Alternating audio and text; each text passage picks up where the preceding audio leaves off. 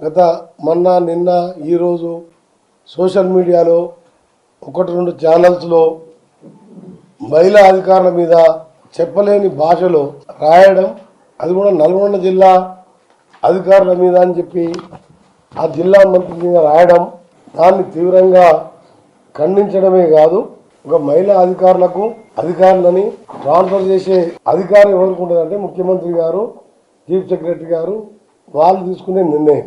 నల్గొండలో నేను వచ్చిన తర్వాత 4 కలెక్టర్లు మారింది. ఆ కలెక్టర్ల పోస్టింగ్లో కానీ ముఖ్యమంత్రి గారు మా జిల్లానే కాదు ఏ జిల్లాలో కూడా ముఖ్యమంత్రి గారు ఆ జిల్లా మినిస్టర్లకు ఇన్ఫార్మ్ చేయరు, మాకు చెప్పి ట్రాన్స్ఫర్ చేయరు. రెండవ విషయం, ఐఏఎస్ ఐపీఎస్లని బాగా కష్టపడే వారిని ప్రజల కోసం 24 గంటలు ఐపీఎస్లకు కానీ ఐఏఎస్లకు కానీ సెలవులు ఉండవు. జిల్లా మొత్తం అన్ని డిపార్ట్మెంట్ వాళ్ళే చూసుకోవాలి. వాళ్ళకు ట్రాన్స్ఫర్లు, ప్రమోషన్లు, రిటైర్మెంట్ అనేది ఉద్యోగస్తులకు తప్పని. అది ప్రభుత్వం తీసుకునే చర్య. ఆ చర్యలో భాగంగా అక్కడ ట్రాన్స్ఫర్ జరిగి వేరే జిల్లాలకు పోయి జాయిన్ అయిన తర్వాత సోషల్ మీడియాలో ఇండైరెక్ట్గా ఆ జిల్లా మంత్రి అని చెప్పి ఆఫీసర్ల మీద ఆ విధంగా అభాండాలు వేయడాన్ని తీవ్రంగా ఖండిస్తూ మీడియా మిత్రులకు, అన్ని రకాల మీడియా మిత్రులకు నేను సవినయంగా విజ్ఞప్తి చేస్తున్నా, మీరు రాసే ప్రతి రాత మీరు ఒకటే గుర్తుపెట్టుకోవాలి. మీకు కూడా భార్య పిల్లలు ఉంటారు, అక్క చెల్లెలు ఉంటారు, దగ్గర బంధువులు ఉంటారు, మీ ఇంట్లో మహిళలు ఉంటారు.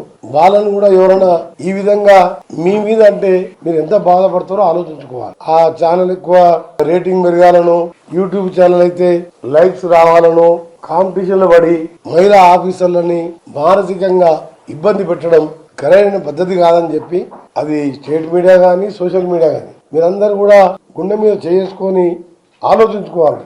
రేపు మీకు ఈ పరిస్థితి ఎదురైతే ఏ విధంగా ఉంటుంది? రాజకీయ నాయకులు అంటారా, ముఖ్యమంత్రి మీద కూడా వచ్చినాయి, సోషల్ మీడియాలో కొన్ని నా మీద వచ్చినాయి, నిన్న ఇంకో మంత్రి మీద కూడా వచ్చినాయి. సరే, రాజకీయాలలో విమర్శలు ఉంటాయి, ప్రశంసలు ఉంటాయి, మేము తట్టుకుంటాం. కానీ మీరు 24 గంటలు ఐఏఎస్ ఎంపీ కంటే మీ చూడండి ఎన్ని ఏళ్ళ మీద చెప్పొచ్చు, వేల మీద ఉంటారు. ఇప్పుడు వాళ్ళ ఫ్యామిలీ వాళ్ళు ఏ విధంగా ఆలోచించుకోవాలి, ఎట్లా బతకాలి మీరు అంటే సమాజంలో మీకు ఏ ప్రింట్ కానీ ఎలక్ట్రానిక్ కానీ సోషల్ మీడియా కానీ మేము గౌరవిస్తాం, కానీ మీకు ఎంతో బాధ్యత ఉంటుంది. ఆ బాధ్యతను నిర్వర్తించడంలో మీరు కరెక్ట్గా ఉండాలనే నా విజ్ఞప్తి.